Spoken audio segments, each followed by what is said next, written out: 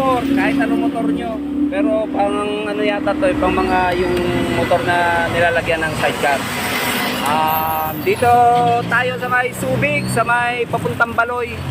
Nagtitinda si Sir ng mga ano, kung ano man to, yung mga pangdamit, seat cover. Bili kayo kay Kuya para kumita siya. Yung mga taong patas na nagtitinda, tangkilikin natin. Ayan o, di ba?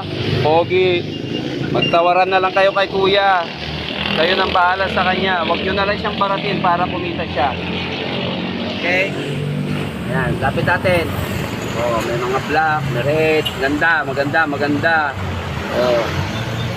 Yan pa. Inay pa natin.